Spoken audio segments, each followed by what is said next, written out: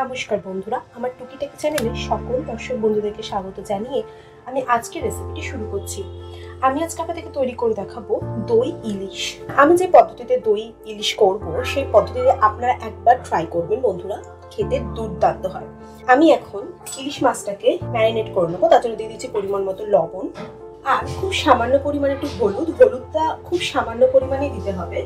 যেহেতু দই ইলিশ সেই জন্য কালারটা একটু সাদাটে হবে, সেই জন্য আমি খুব অল্প পরিমাণেই হলুদটা দিলাম।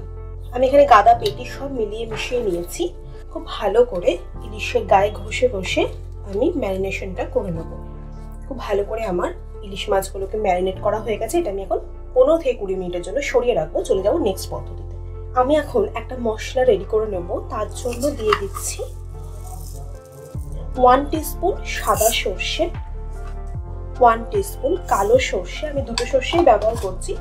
1 টিস্পুন করে আর দিয়ে দিচ্ছি 1 টেবিল স্পুন সর্ষে দানা। আমি এই সমস্ত গোটা মশলাগুলোকে একটু সামান্য জল দিয়ে 5 থেকে 7 মিনিটের জন্য ভিজিয়ে রাখবো।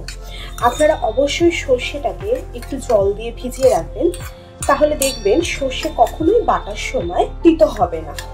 আমি এখন একটা মিক্সিং জার নিয়ে নিচ্ছি। তাতে এই সমস্ত গোটা পোস্ত সর্ষে আমি দিয়ে দিলাম। এর একটা মিহি পেস্ট আমাকে বানিয়ে নিতে হবে। দিয়ে দিচ্ছি একটা কাঁচা লঙ্কা আর দিয়ে দিচ্ছি খুব সামান্য পরিমাণ লবণ দিয়ে পোস্তটা আর সর্ষেটা বাটলে কখনোই তিতো হবে না। আমি এটা একটা মিহি পেস্ট বানিয়ে নেবো। মশলাটা আমার খুব মিহি পেস্ট করে বাটা হয়ে গেছে। তাহলে চলে যাওয়া যাক নেক্সট পদ্ধতিতে। আমি একটা বাটি নিয়ে নিয়েছি, তাতে দিয়ে দিচ্ছি 3 টেবিল স্পুন টক দই। আপনারা টক দইয়ের সাথে একটু মিষ্টি দই মিশিয়েও নিতে পারেন। দইটাকে আমি খুব ভালো করে এখন ফেটিয়ে নেব। দইটাকে ফেটিয়ে নেওয়াটা খুব দরকারি, খুব ভালো করে ফেটিয়ে নিতে হবে। খুব ভালো করে টক দইটাকে ফেটিয়ে নিচ্ছি যাতে কোনো লাম্পস না থাকে। আমি এই টক দইয়ের মধ্যে দিয়ে দিচ্ছি খুব সামান্য পরিমাণে লবণ। লবণটা আপনারা আপনাদের টেস্ট অনুযায়ী দেবেন অবশ্যই। দিয়ে দিচ্ছি খুব সামান্য পরিমাণে একটু হলুদটা না দিলেও চলে, তবু আমি সামান্য পরিমাণে দিয়ে দিলাম। আর দিয়ে নিচ্ছি, যেহেতু দই আছে সেই জন্য 1 টেবিল স্পুন মতো চিনি। আবারও খুব ভালো করে মিক্সড করে নিচ্ছি। এখন আমি দিয়ে দেব আগে থেকে তৈরি করে রাখা মশলার পেস্টটা। এর মধ্যে সর্ষে, পোস্ত আর কাঁচা লঙ্কা লবণ দিয়ে যে পেস্টটা আমি তৈরি করেছিলাম সেটাই আমি দিয়ে দিচ্ছি। খুব ভালো করে বিট করে নিচ্ছি। দই ইলিশের জন্য মশলা একদম রেডি। আমি এই মশলার পেস্টটাই এখন দই ইলিশে ব্যবহার করব। তাহলে চলে যাওয়া যাক নেক্সট পদ্ধতিতে। আমি নিয়ে নিচ্ছি একটা স্টিলের টিফিন বক্স। তাতে দিয়ে দিচ্ছি দইয়ের মিশ্রণটা অর্ধেক পরিমাণ। ভালো করে চারিদিকে ছড়িয়ে নিচ্ছি। খুব ভালো করে ছড়িয়ে নিলাম। এবার আমি এক এক করে এই কাঁচা ইলিশগুলোকে দিয়ে দেব। ইলিশগুলো দিয়ে দেওয়ার পর আমি এই মশলার পেস্টটা আবার উপর থেকে দিয়ে দিচ্ছি, যাতে খুব ভালো করে প্রতিটা মাছের গায়ে গায়ে মশলার পেস্টটা লাগে সেটা দেখে নিতে হবে। আমার এই ভিডিওটি দেখতে যদি আপনাদের ভালো লেগে থাকে তাহলে একটি লাইক করে দেওয়ার জন্য এবং আপনজনদের কাছে শেয়ার করে দেওয়ার জন্য অনুরোধ রইল। আর যারা আমার চ্যানেলে নতুন তাদের কাছে অনুরোধ রইল সাবস্ক্রাইব করে দেওয়ার জন্য।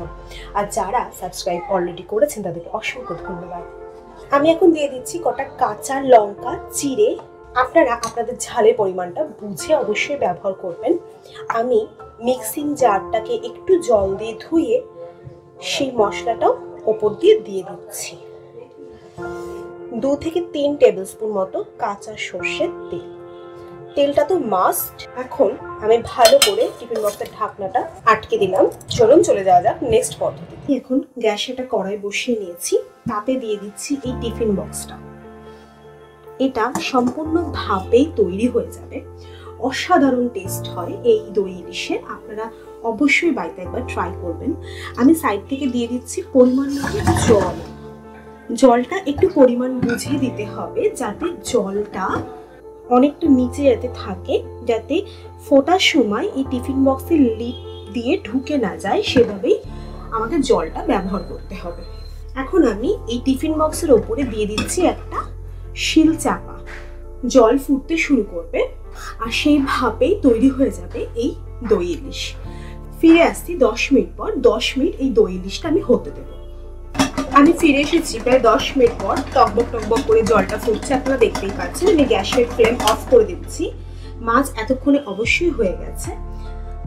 আমি নামিয়ে নিচ্ছি। খুব সাবধানে ঠান্ডা হয়ে গেলে আস্তে করে খুলে আমি আপনাদেরকে দেখাচ্ছি মাছটা কেমন দেখতে হচ্ছে। আমি এখন টিফিন বক্সের লিডটা ওপেন করছি। মোটামুটি একটু হালকা ঠান্ডা হয়েছে। আপনারা অবশ্যই ঠান্ডা হলে লিডটা ওপেন করবেন। রান্না একদম পারফেক্টলি হয়ে গেছে। ঠিক এমনভাবে দই ইলিশ বানিয়ে আপনারা বাড়িতে গরম গরম ভাতের সাথে উপভোগ করুন। আজকে তাহলে আসি বন্ধুরা। ভিডিওটি ভালো লেগে থাকলে লাইক করে দেবেন।